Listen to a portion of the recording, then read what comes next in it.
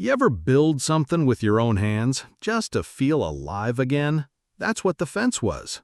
Not some big construction project, just a simple stretch of pine and steel around a patch of dirt my late wife once dreamed would be a vegetable garden. She used to talk about tomatoes so sweet they could make you forget winter. After she passed, I finally put it in, post by post, through sweat and creaky knees.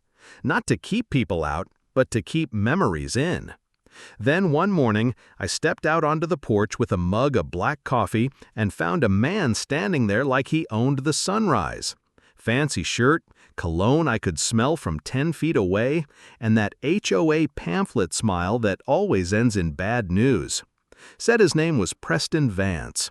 Behind him were two guys who looked like nightclub bouncers playing Halloween dress-up as cops. Badges clipped on crooked, hands too soft to ever have seen a real arrest. "Mr. Holt," Preston said, real slow like I was hard of hearing, "your fence violates community guidelines. It comes down today. Simple. Simple." That word stuck in my head like a splinter. I've worn a badge for 30 years. I know simple. This wasn't it.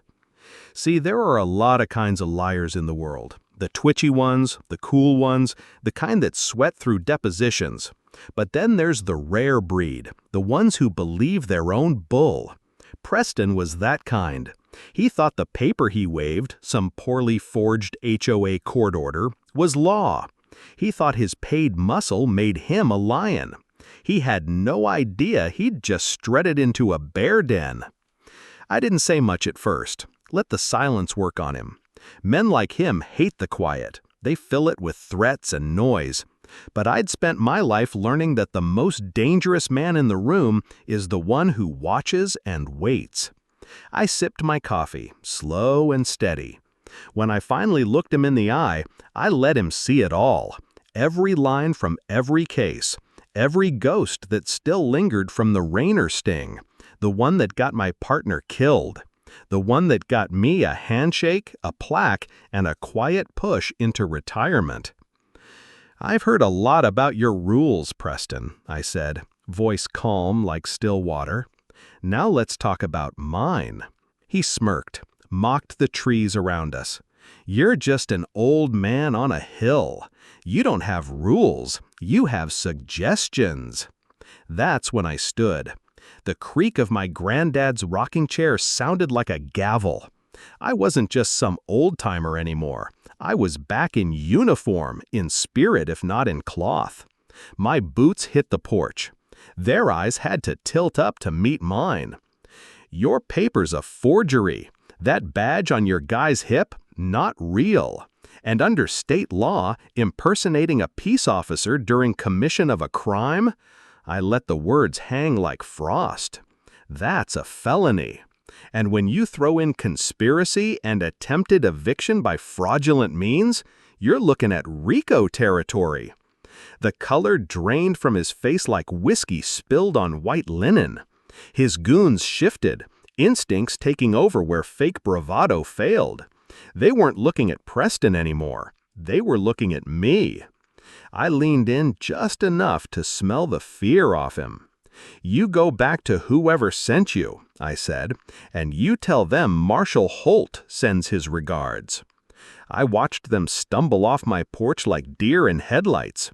Tires kicked gravel, then nothing but the wind and that old loon's cry over Mirror Lake. I should have felt victorious. I didn't. Just tired. Because this wasn't over. That kind of coward doesn't act alone. There was someone behind Preston, someone who needed this land badly enough to send fake cops. And I needed to know why. The drone came the next night. I caught its red light blinking above my burning fence. The same one I rebuilt after it had been chopped down once before. They weren't just destroying property. They were filming it like it was a goddamn show. I brought it down with a shell from the 12 gauge, clean shot mid-air. Wrecked the drone, but the SD card survived. The data led me to a tech repair shop in a town 20 minutes out. Skinny kid at the counter, barely out of high school, all tattoos and attitude. I dropped the shredded drone on the glass. He paled. I don't know what that is," I said, calm as a prayer. "The GPS shows it launched from your back alley." He tried to bolt. I blocked the exit. "You're not looking at drone damage," I told him. "You're looking at accessory to arson, illegal surveillance, and a nice fat federal conspiracy charge." He folded faster than a wet deck of cards. Told me Preston wasn't the real name. Said the guy paid in cash, used aliases, hired him to scrub digital ghosts from old law enforcement files, especially something called the Shadow Peak case. That stopped me cold. Shadow Peak wasn't just a case. It was the case. The cartel, the betrayals, the leak inside our own department. The one that ended my partner Ben's life. The one that ended my career. Preston Vance wasn't some HOA tyrant. He was Tyler Grant, the bagman who disappeared with millions and a ledger full of sins when the feds closed in. And somehow that ghost was now standing on my porch, trying to reclaim something buried. I drove straight to the county records office, combed through old deeds, plats, surveys. My land was the only parcel in a 5-mile radius not bought by a shell company called Aspen Horizon LLC. Registered agent? Tyler Grant. I dug deeper. There was a 15-foot discrepancy on the western edge of my lot, right where I'd built the fence. The original 1960 map showed more land than the modern GPS one. So that night, shovel in hand, I dug. At first, just dirt and roots. Then, thump. Not rock. Hollow. Plastic. It was a PVC pipe, sealed tight. I cracked it open at the kitchen table with Buddy growling at my side. Inside, vacuum-sealed bags, cash, passports from 3 countries, a leather-bound ledger with names and payments that would make a RICO prosecutor weep with joy, and a flash drive, probably the digital key to everything. Now I knew why he wanted me gone. My land wasn't a cabin, it was a tomb. He buried his past here, thinking nobody'd ever look. But I wasn't just anybody. I was the ghost he left behind. And I knew he'd come back. Not with paper, not with threats, with force. So I set the trap. I called an old contact, asked him to leak a rumor that I had the crimson files, the whole truth, and was handing them to the feds in 48 hours. Then I turned my 40 acres into a fortress.